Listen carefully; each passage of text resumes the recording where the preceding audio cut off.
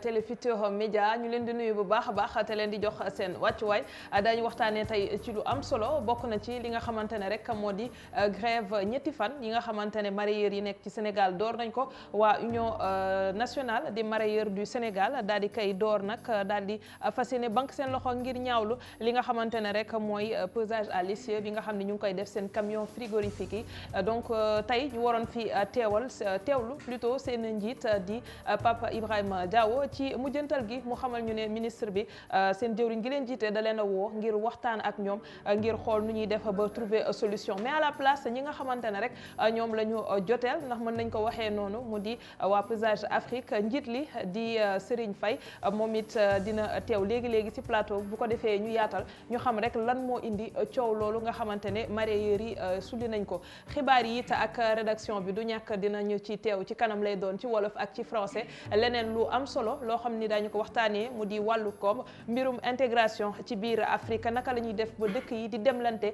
ci wàllu njënd bi bu ko defee ku ci ne mën ci gisee njëriñ comme ni ko yeneen dëkk yi di defee ñuy dégg made in France made in America ak yeneen made in Afrique war a mën a am moo tax nag dinañ fi taxaw ci kanam ak ki nga xamante ne rek mooy chef unité bu ZLECA bu Union africaine bu fi teewee ci kanam tuuti mu di Prudence Sebahizi bu ko defee ñu yaatal ci li nga xamante ne rek moo di instrument boobu ñu taxawal ci wàllu koom keneen koo xamante ne nii mercredi bu jot mu teew fii mu di Daouda Mine nekk ki nga xamante ne rek moo di directeur de publication bu IGFM tey nag mu am ndombal tànk bu bees boo xam ne dañ koy accroché rek ci épaulettes yi nekk njiitu commission carte nationale de la presse mu nekk nag loo xamante ne ndombal tànk bu ñu fësal tey ci arrêté bu jëwriñ gi ñu dénk wàllu communication ak culture daal di fësal muy Abdoulaye Diop Daouda félicitations. mais merci beaucoup Aram disons que élection la bu nga xamante ne dafa am tey parce que arrêté bi nga xamante moo génnoon la semaine dernière c'était pour choisir ñi nga xamante ñoom ñooy 8 membres commission bi nga xamante ne ñoom ñooy conseiller commission boobu tey nag membre commission boobu ñoom ñoo regroupé woon ministère de la communication bu ñu defee élection ñu tabb ma ci kaw. D'accord. Alors mu nekk loo xamante ne nii du ñàkk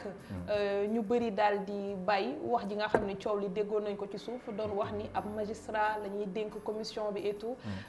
te commission boobu noonu la ko tax a jóg moo di fexe ñu assainir li nga xamante ne moo di milieu média yi donc loolu dina baax tey ñu xam ne ki nga xam ne moo ko jiite tey ci milieu bi la nekk te yàgg na ci def ay jéego waaye bu ñu ñëwee ci membre commission yi dina am solo nga leeralal ñu ñan la waaye it wax ñu liggéey li nan la nar a tëree kañ ngay door travaux yi ni ko comité de pilotage bu dialogue national bi doore. waaw jërëjëf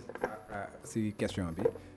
je pense que ñi nga xamante ne ñoo doon wax ni benn magistrat moom moo koy jiite dañ xamul li nga xam ne moom moo nekk ci texte bi parce que code de la presse daf ko wax clairement que ni président bi forcément professionnel des médias la war a nekk. donc mënu woon en aucun cas être un magistrat. li taxoon erreur boobu am nag c'est parce que commission bi nga xamante moom moo amoon bu njëkk ba benn magistrat moom moo ko doon jiite. xam naa la moo taxoon confusion boobu am mais tey jii commission bi nga xamante moom lañ mettre en place 8 membres lañ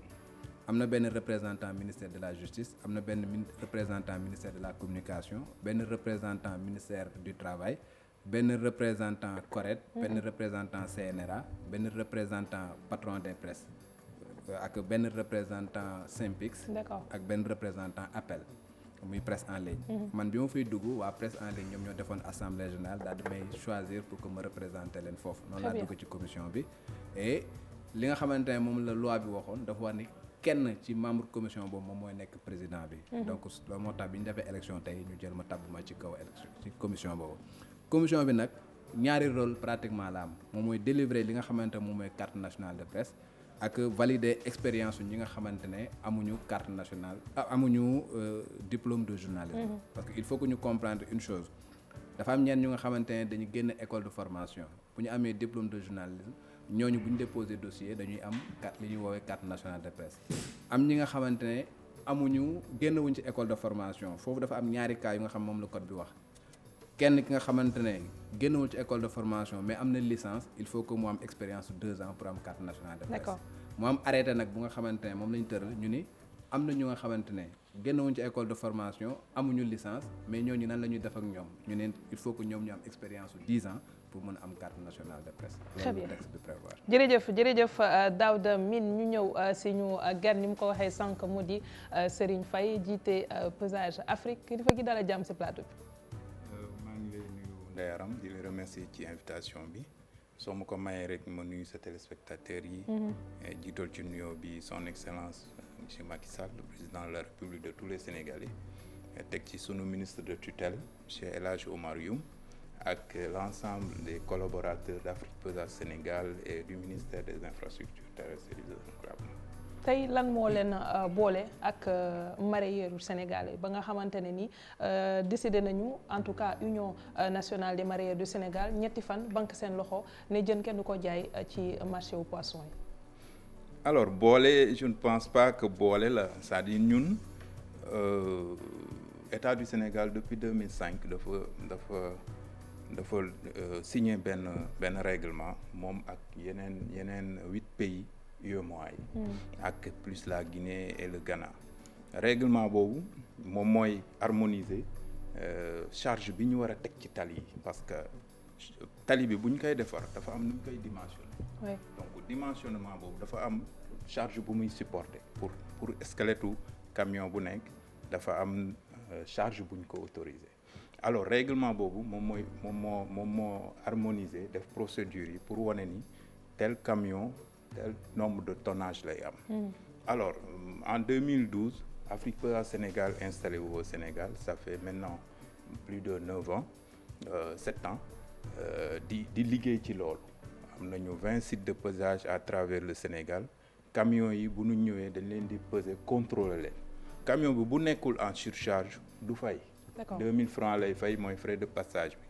sinon du fay mais bu ñëwee nag nekk en surcharge maanaam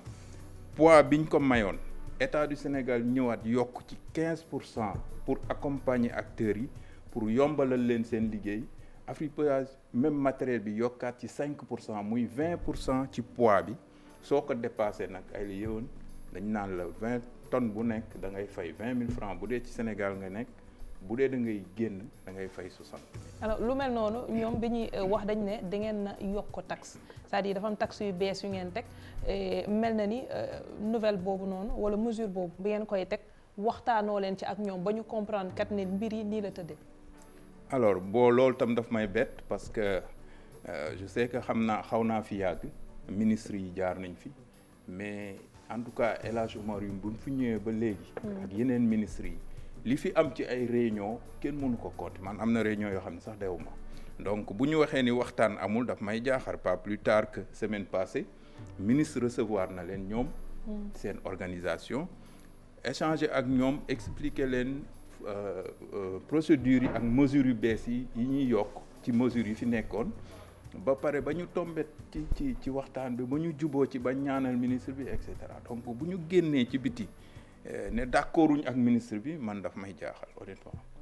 waaw mais ñoom dañuy wax ne également yéen a ngi appliquer une mesure mais amul ay mesures d'accompagnement yu nga xamante ne def ngeen ko par exemple amul ay chambre froide yu nga xamante ne seeni camion mën nañ fa nekk pour bañ glace bi nga xamante ne moo nekk ci jën yi rës avant que ngeen di kii parce que mën nañu yàgg foofu ci pont bascule bi avant ñu yéeg. waaw xam nga ñun suñu mission mooy ñu fexe ba acteur bi du surchargé. donc mënoo ni nit ki sa mission mooy bul surchargé après nga créer ko environnement boo xamante ni day surchargé ñëw di ko fa wàcce xam nga loolu amul logique donc loolu moo tax deuxièmement règlement bi nga xam ne ci la ñuy tënku règlement bi prévoirul fenn pour ñu def chambre froide amul règlement bi lu mu wax mu ne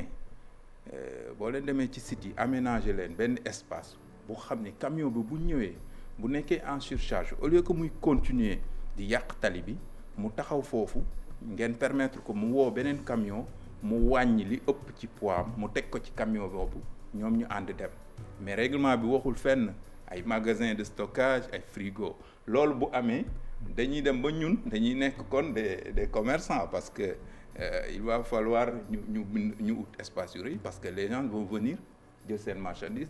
dénkuñu ko alors que c'est du loolu mooy objectif mission bi mooy ñu teg leen ay daan yoo xam ni beneen yoon duñ ko def donc ñun suñu mission du pour ñëw teg leen xaalis pour jël xaalis bi non dañ leen di teg daan yoo xam ne pour beneen yoon bu ne man kat bu ma surchargé bu ma demee dinaa gis poste de contrôle bi donc naa wàññi li ma yor te bu ko wàññee matériel am dina yaxat mais en même temps tali bi dafay yaxan parce que tali bi ay milliards lañ ciy def même les bailleurs de fonds dañ nañu mais yéen pourquoi chaque année ngeen ñëwaat di àbb pour defar tali boo xam boo ko defaree tey suba ngeen yàq ko loolu vraiment ñun en tant que sénégalais pour man dañu war a delloo ci xel yi ñu xam ne suñu dëkk la ñun ñoo koy defar donc buñ koy defar ñun ñëpp ñoo war a àndandoo ñu dégloonte ñu bañ a déggante ñuy déglu ni nit ñi di wax bu baax ñu xam ne li ñuy wax nii njëriñu ñëpp la du njëriñu Afrique Pesage du njëriñu benn parti 16 millions de Sénégalais yëpp ils ont droit à une route dañu am droit ci tali bi kon mënuñu permettre une partie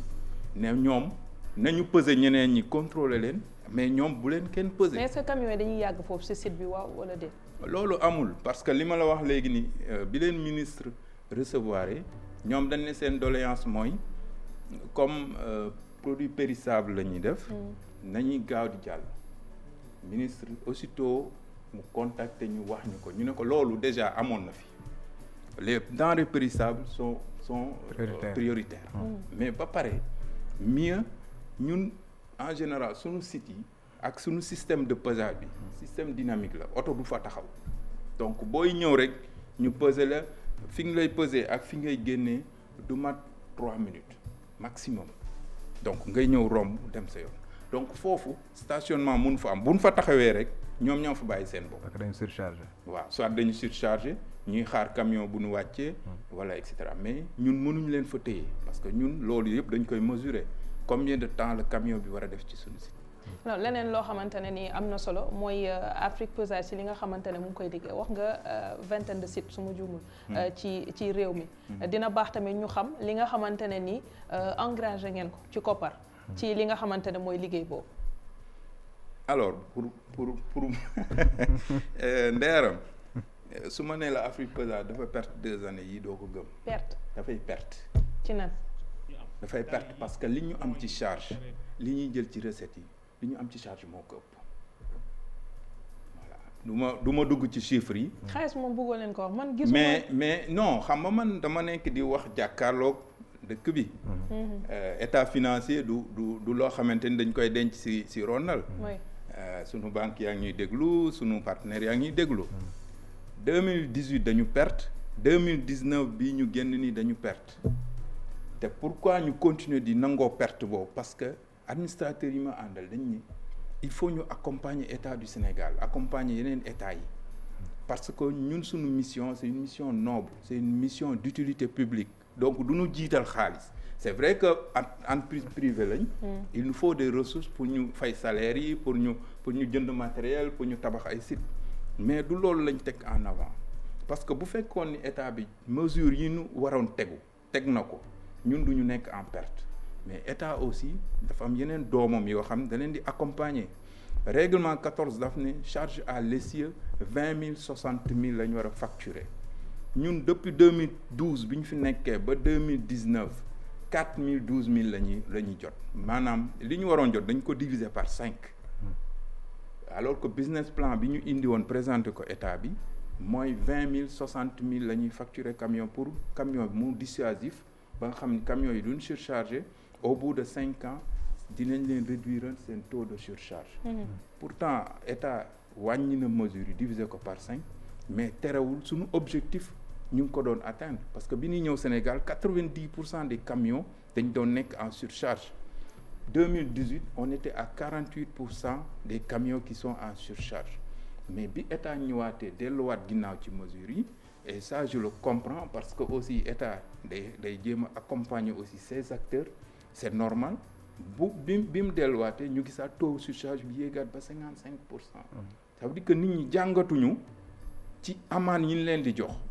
alors que dañ ci waroon jàngat ñu wàññi seen surcharge ñun ñu atteindre suñu objectif ñoom ñu atteindre seen objectif parce que bu ñu toogee am ñu ay tali ñoom ñooy njëkk mais est-ce que loolu en amont jiituwul ci sensibilisation yokk communication ba nga xamante ne ni bu duma ne ñenn ñi dinañ ñëw ba ci site bi doogay bàyyi xel yenn yi amaana am na commerçant yu bari yoo xam ne xam nañ mesure bi mais bu ngeen gënoon yokk waxtaan bi dina xëy nekk peut-être ñi nekk seen i responsable ay patron gën a bàyyi xel ci loolu balaa seen i élément di dem sax ci kaw tali bi yenn yi ñu jëfee ko. Yaram depuis man bi ma ñëwee Afrique Pesage dafa am comité boo xam fii laa ko fekk. Comité boo xam ne chaque mois au moins dina réunir une fois comité R14 la tudd transporteurs yi ñu ngi ci ministères yi ñu ngi ci AGEROUTE mi ngi ci syndicalistes yëpp ñi ci Sénégal yi toppatoo mbirum kii ñu ngi ci. chaque mercredi dañuy tase ministère di waxtaan ci mu am mesure comme mu ñàkk am mesure donc pour man communication moom. mi ngi jàll.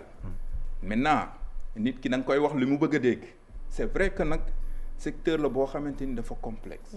secteur la boo xam ni acteur bi aussi soxla ñu koy accompagner soxla na ñu koy jàppale loolu moi je le comprends mais lenn laa mënul comprendre acteur bu ñëw taxaw jàkkaarloog autorité naan ko autoriser ma surcharger loolu mënuma ko comprendre lenn laa mën a comprendre nga ñëw ne autorité bi changer ma sama camion defal ma ay frigo wutal leen ñu camion frigorifique. parce que dafa am ñu wax ñu yokk tonnage. waaw am ñoom ñooy wax ñu yokk tonnage bi parce que glace la ñuy kii et cetera alors que loolu mënul nekk parce que pression bi camion bi di def ci tali bi. camion bi du xool ndax lii glace la wala lii kii la pression la. te pression boobu moo yàq boo jaaree ci tali mbuur bi à visu da ngay gis oto bi ni muy def. loolu pression boobu moo koy def. soo jaaree ci passerelle yi ñuy daaneel parce que gabarit bi moo koy daaneel. donc yooyu noonu yëpp ay yoo xamante ni la.